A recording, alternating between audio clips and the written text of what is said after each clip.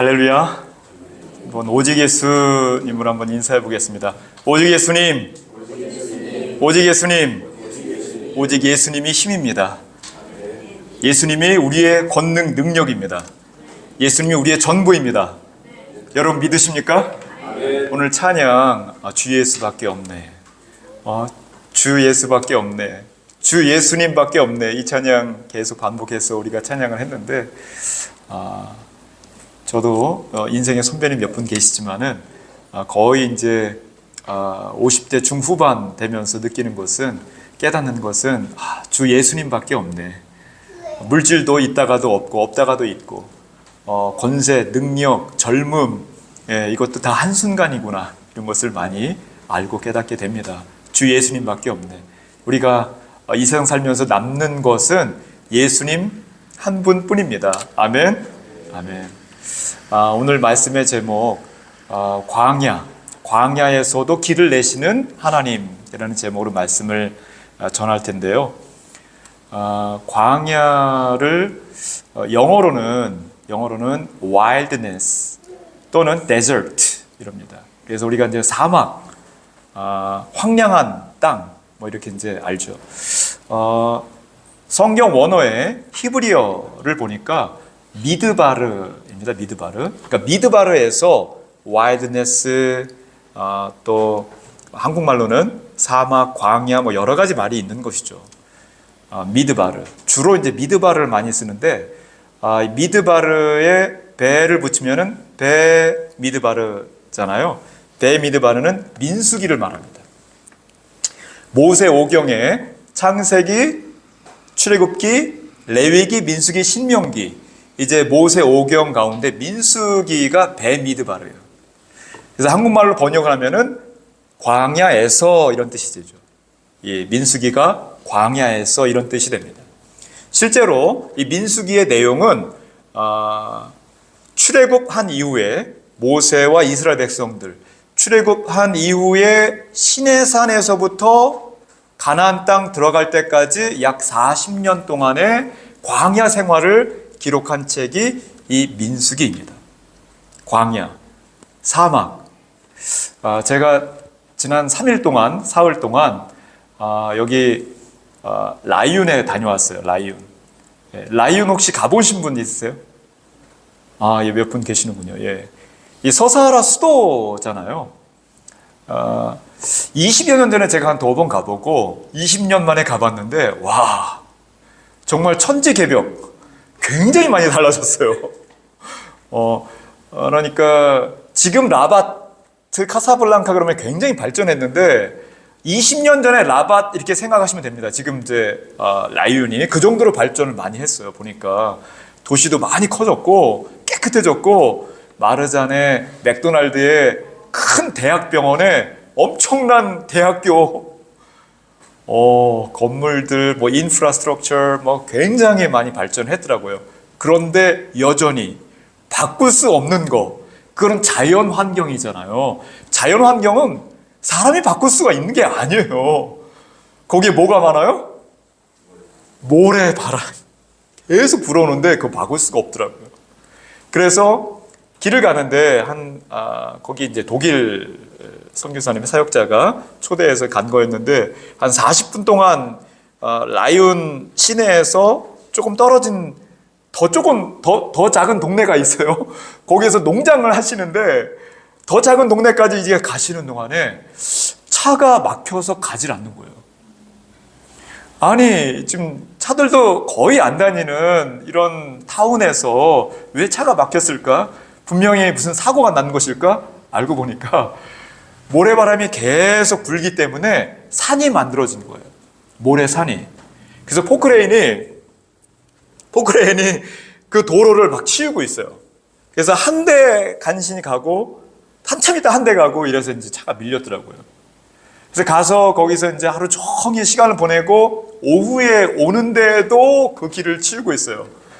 근데 또 언제 또 산처럼 그 도로가에 모래산이 만들어질지 몰라.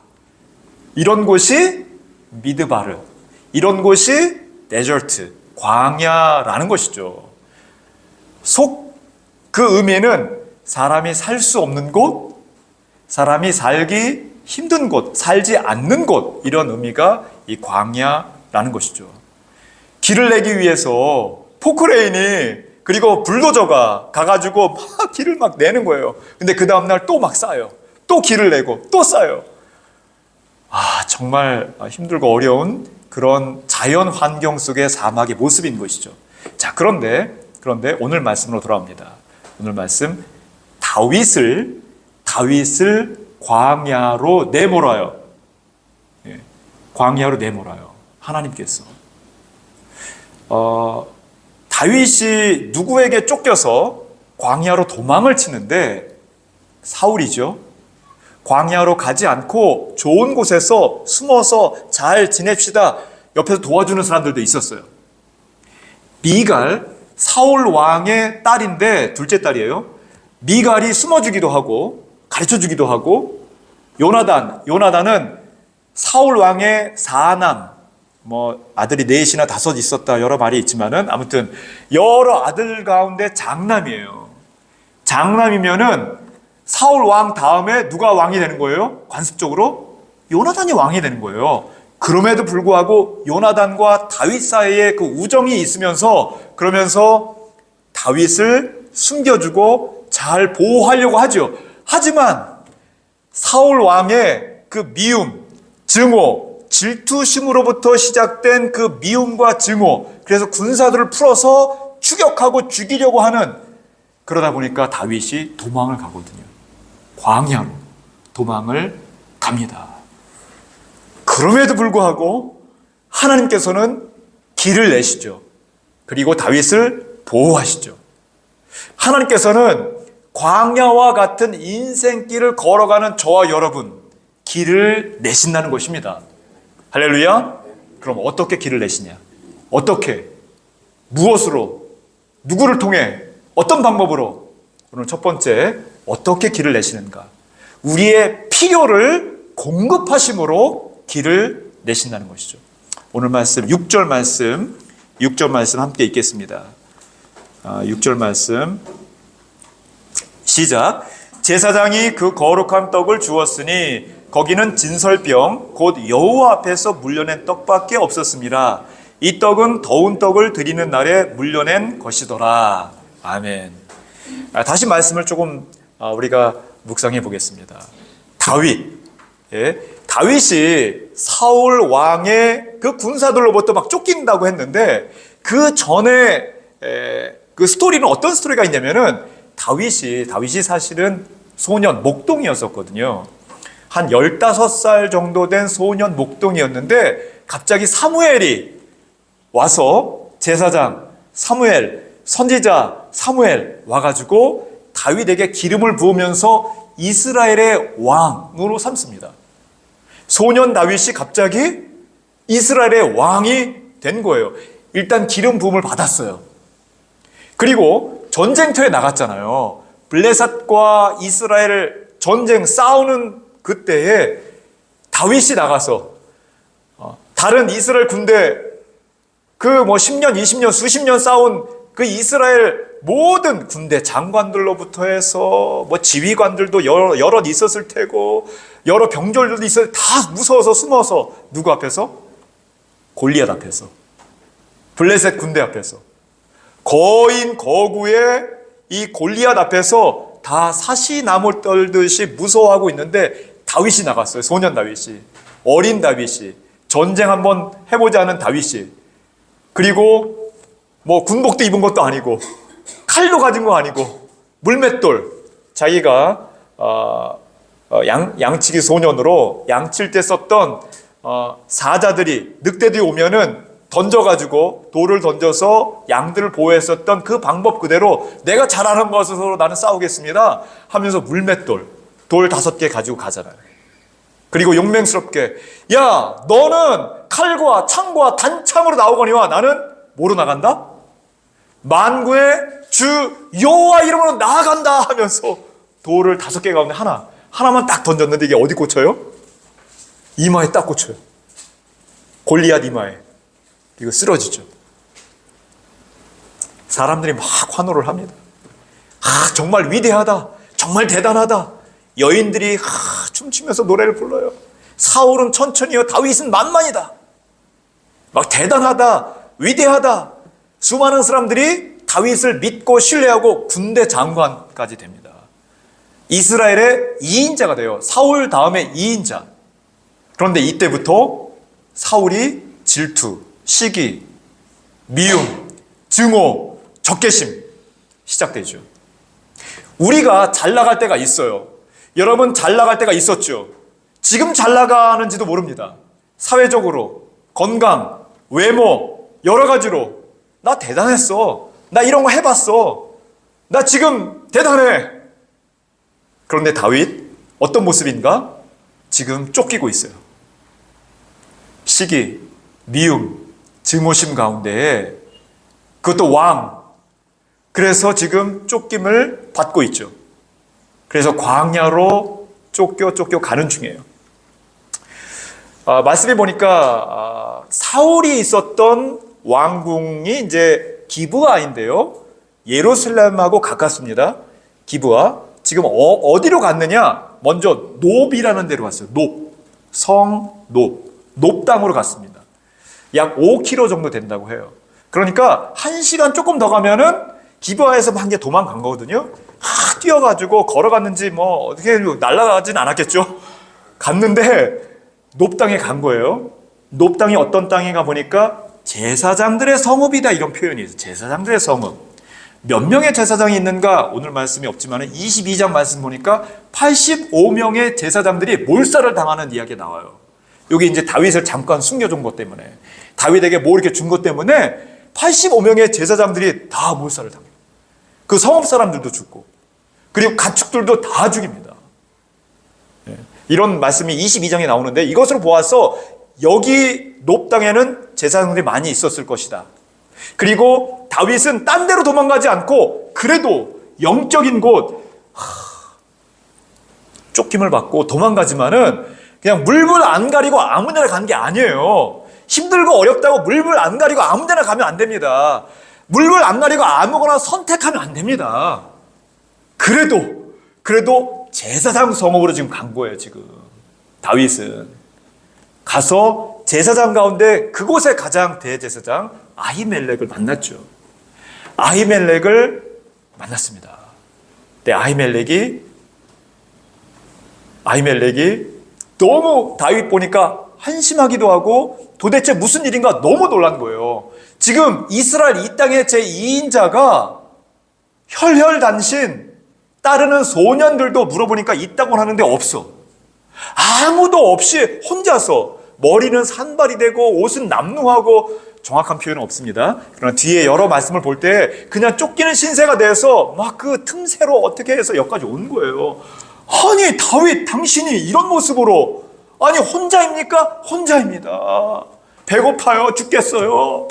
배고프다고 하는 거예요. 그러니까 지금 떡을 주죠. 떡을 보니까 떡이 없어. 무슨 떡을 주느냐? 거룩한 떡을 주죠. 거룩한 떡. 지금 다윗에게 가장 필요한 것이 무엇입니까? 너무 배고파. 떡이에요. 먹을 거예요. 마실 거예요. 여러분에게 필요한 것이 있어요. 내가 모르는 내가 필요한 것도 있어요. 내가 지금 당장 필요로 하는 필요도 있고, 내가 모르는데 필요한 것이 있어. 근데 주님은 공급해 주신다는 것입니다. 그래서 광야에 길을 낸다는 것이죠. 지금 당장 먹을 떡이 필요한데, 먹을 양식이 필요한데, 그 양식도 주실 뿐만 아니라 더해서 거룩한 떡으로 주시는 거예요. 요한복음 6장 35절 예수님이 말씀하시죠. 나는 뭐다? 생명의 떡이다. 지금 그냥 떡으로만 우리가 말씀 보는 것이 아닙니다. 떡도 주시지만은, 육의 양식도 주시지만은 영의 양식도 공급함으로 말미암아 하나님의 은혜를 깨닫고 기억하게 만드시는 것이죠. 그리고 지금 다윗이 갑자기 요 말씀에 딱 한 구절이 나오는 부분이 있는데,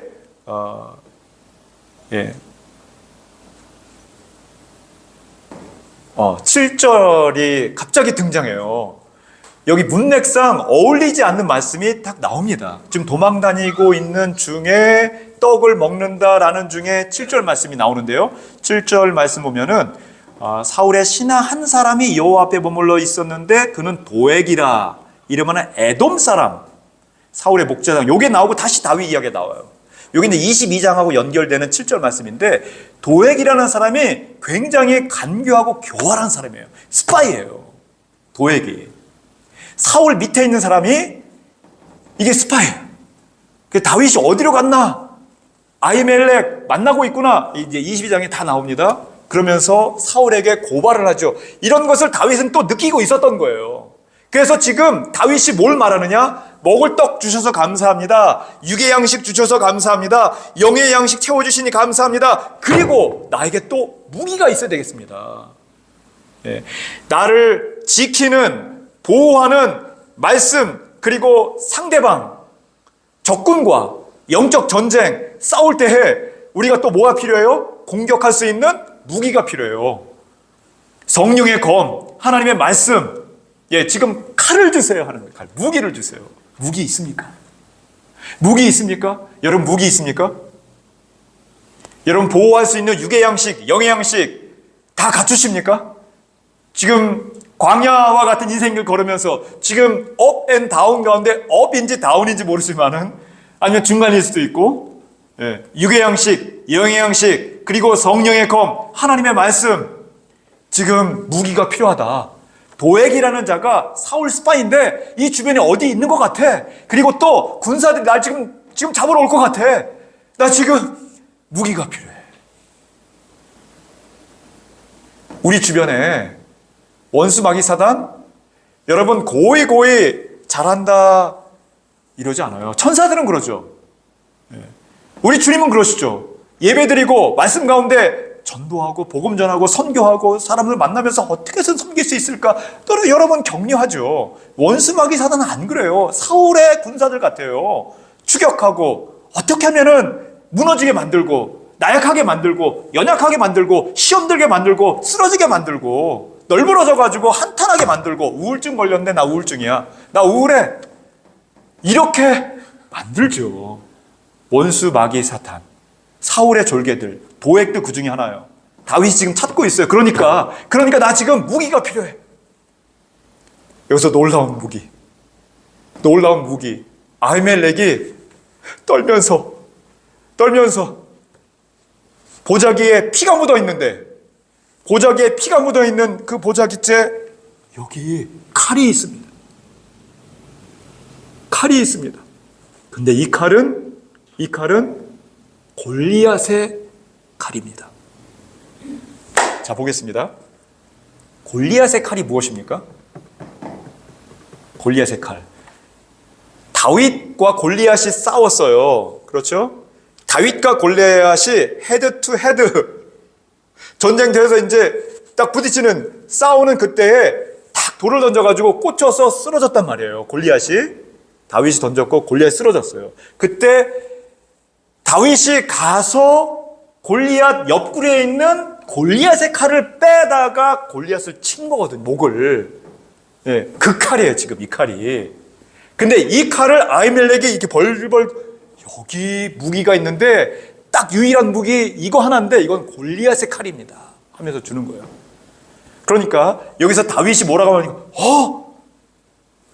내게 딱 맞는 무기입니다. 그것을 내게 주소서 하면서 이 무기, 이 칼을 받습니다.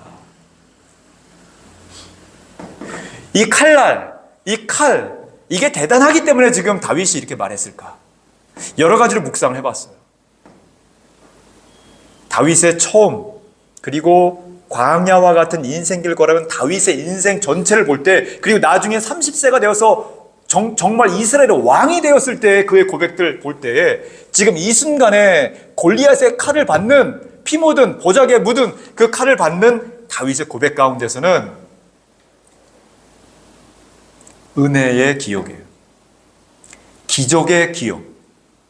이 칼은 다윗이 정말 불가능할 것 같은 장수, 거인, 적군의 목을 쳤던 그 기적 같은 역사를 다시 회상해내는 하나님께서 주신 은혜의 기억이라는 것입니다. 여러분, 다윗의 칼이 있습니까? 여러분, 다윗이 지금 받은, 아히멜렉 제사장으로부터 받은 이 칼, 이런 칼과 같은 기억들이 있습니까, 여러분에게? 은혜의 기억, 은혜의 사랑, 은혜의 사건. 내가 그 사람을 만나면은, 그분을 만나면은, 과거에 그 놀라웠던 기적과 은혜가 기억이 나. 이런 분. 레전드. 그런 사건. 어떤 물건을 보면은, 옛날에 정말 내가 이런 하나님의 은혜가 있었지. 그런 물건들, 여러분에게 하나둘씩 다 있을 거예요. 하나님은 광야와 같은 인생길을 걸어가는 다윗, 그리고 여러분에게 계속해서 필요를 공급하심으로 길을 내시는 거예요. 먹을 거 공급해 주시고, 또 영적 양식 공급해 주시고, 먹고 자고 쓰고 다 공급해 주십니다. 플러스 더해서 은혜의 기억을 통하여서 여러분 광야 같은 인생길에서 길을 여신다는 것입니다. 할렐루야. 아멘. 두 번째로, 광야 같은 인생길을 걸어갈 때에 하나님께서 어떻게 길을 여시는가. 다윗을 보니까 연약함 가운데서도 강하게 하셔서 길을 여시는 거예요. 오늘 말씀 12절 말씀 우리 잠깐 보겠습니다. 12절 같이 읽겠습니다. 시작. 다윗이 이 말을 그의 마음에 두고 가드 왕 아기스를 심히 두려워하여, 여기까지 한 절 더 읽겠습니다. 13절. 그들 앞에서 그의 행동을 변하여 미친 채 하고 대문짝에 그적거리며 침을 수염에 흘리매. 아멘. 네. 지금 높당에 있다가, 높당 약 한 1시간 거리밖에 안 되는 한 5km 정도 떨어진 기브아에서 거기 이제 도망갔다가 거기서 칼을 받아가지고, 그래서 어디로 가느냐? 블레셋 땅으로 가요. 블레셋 땅. 블레셋 가드 땅으로. 여기는 예루살렘 기준으로 볼 때 남서쪽입니다. 남서쪽 약 37km 정도 됩니다. 남서쪽 37km. 지금의 가자지구. 가자지구 많이 들어보셨죠? 팔레스타인 가자지구. 이 가자지구보다도 조금 더 내륙 지역인데, 가드 땅은, 블레셋 가드 땅은 약간 내륙이긴 하지만은 그냥 비슷하게 생각하시면 됩니다. 37km. 어른 발걸음으로 걸으면은 보통 1시간에 4km, 5km 가거든요. 그러면은 6시간, 7시간 하루 만에 아무튼 갈 수 있는 거리예요. 뛰어갔는지 걸어갔는지 모르지만은 지금 높당에 있다가 칼 받아가지고 또 도망을 가는 거예요. 그냥 거기 있지 않고 여기 기도해 주는 분이 있으니까, 여기 제사장들이 있으니까, 기도하시는 분들이니까 하나님께서 막아주시겠지. 그 용맹함, 그 담대함, 그 기계, 골리앗을 물리쳤던, 그리고 나서도 전쟁하면 100번 싸우면 100번 다 이겼습니다. 말씀 보면은 백전백승 다 이겼어요, 다윗은. 근데 이런 기계, 담대함, 용맹함 다 어디 갔는지, 도망갔다가, 노브로 도망갔다가 계속 또 막 도망가는 거예요. 근데 도망간 곳이 어디인가? 블레셋 땅으로 도망가. 가드 땅. 블레셋 가드 땅이 적군의 땅이잖아요. 적군의 땅. 골리앗이 블레셋 가드 출신의 장수예요. 근데 거기로 도망가는, 거기로. 이게 make sense. 이게 이해가 잘 되지 않는 부분이지만은 또 어떻게 생각하면 또 이해가 되는 거예요. 동쪽으로도 갈 수 있고, 북쪽에 페니키아라는 엄청난 나라가 있었어요. 북쪽으로도 갈 수도 있고, 남쪽으로 갈 수 있고, 좀 더 멀리 이집트, 애굽으로도 갈 수 있지만은 가드 땅으로 딱 가는 거예요. 골리앗을 배출한 그 땅으로. 우리나라에도 남북이 굉장히 이게 대치하고 있잖아요. 그렇죠? 북쪽에서 누가 귀순을 했다 하면은, 귀순 알죠? 귀순, 남쪽으로 내려왔다 하면은 병사들도 내려오기도 하고요. 민간인이 내려오기도 하고 하는데 누가 내려오면은 더 막 이렇게 박수치고 환호하고 국가에서 다 막 해주느냐. 예전에 이름은 갑자기 생각 안 나는데 노동당 비서라고 우리말로 하면 비서실장, 대통령 비서실장급 한 3인자, 4인자 정도 굉장히 높은 직급에 내려온 적이 있어요. 대한민국에 극진한 대접을 해줬습니다. 또 내려올 때 미그 10국인가요? 미그 20국인가요? 전투기 몰고 내려온 그런 북한군도 한 명 있었어요. 예전에 리웅평인가요? 그렇죠? 이가 아니라 리로 이제 쓰는데 전투기 몰고 내려. 환영, 박수 치고 줘. 자, 다윗 입장에서 생각할 때 다윗은 2인자예요. 이스라엘의 2인자. 이스라엘의 2인자가 적군으로 가서 투항, 귀순. 그럼 적들은 본인 생각할 때 환영할 거라고 생각한 거예요. 환영할 거다.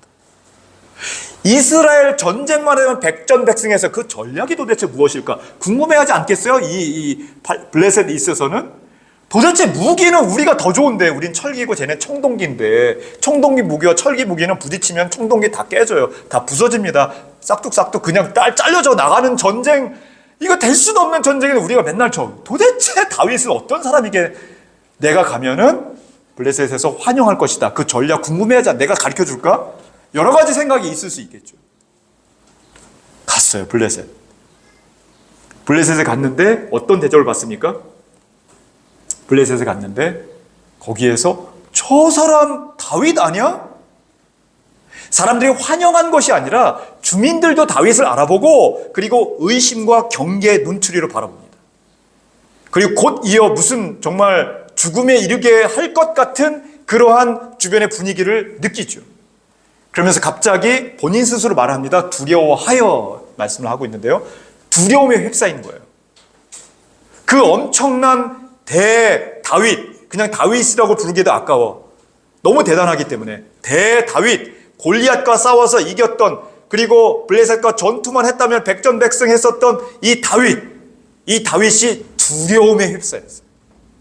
무서워했다, 두려워했다, 주눅들었다. 우리도 그럴 수 있어요. 광야 같은 인생길을 걸어 가잖아요. 업 앤 다운이 있는 거예요. 여러분의 지금의 상황이 업인지 다운인지 중간인지 전 잘 모릅니다. 업이라면은 언젠가 다운 시절이 올 거예요. 다운이라면은 하나님께서 언젠가 다시 높이십니다. 지금 다윗은 가장 연약한 순간이에요. 두려움 가운데 있어요. 주눅 들어 있어요. 나 아무것도 할 수 없을 것 같아. 나 쫓기고 있어. 나 배고파가지고 구걸하고 있어. 나 지금 무기도 없어가지고 하나님의 은혜를 기억하는 것까지 좋은데 여기 가면 좀 그래도 내가 살 수 있을까? 이 블레셋 땅에 왔는데 여기에서조차 경계하고 의심하고 감옥에 가둘까? 아니면 죽임을 당할까? 이런 무서움 가운데 다윗이 지금 뭐 하고 있어요? 미친 채 하고 있어요. 침을 막 질질 흘리면서 대문짝에다 끄적거리면서 뭔가 글씨 쓰는데 무슨 글씨인지 모르는 글씨를 막 이렇게 끄적거리고 있고 침을 흘리고 있어. 그러니까 블레셋 가드 왕이, 아기스 왕이, 미친 사람이 없어가지고 저 미친 사람 또 하나 데려왔어? 그냥 데려가. 다윗이고 뭐가 필요 없어. 내쫓아. 다윗이 땅바닥까지 내려갈 때까지 내려간 연약한 모습이라는 것이죠.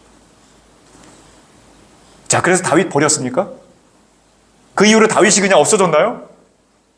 그럼에도 불구하고 이렇게 연약한 모습의 다윗이지만은 하나님께서는 계속해서 다윗을 광야 가운데 훈련시키시고 인내하게 하고 기도를 배우게 하고 성도들을 섬길 수 있는 사랑의 마음을 갖게 하고 격려하고 위로가 함께할 수 있는 아둘람 굴에도 같이 400명의 군사가 들어갔다가 나오기도 하고 여기저기 다니면서 점점 다윗을 따르는 자들이 나중에 많아졌죠. 그리고 결국에는 하나님의 약속대로 다윗이 왕이 됩니다.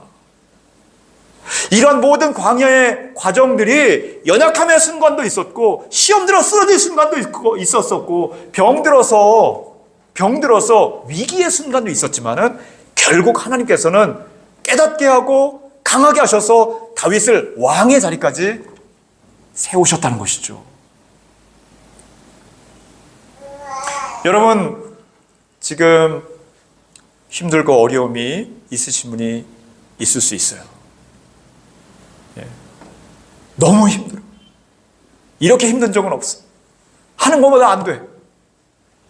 건강도, 젊음도, 관계도, 재정의 상황도. 애들은 왜 이렇게 말을 안 들어?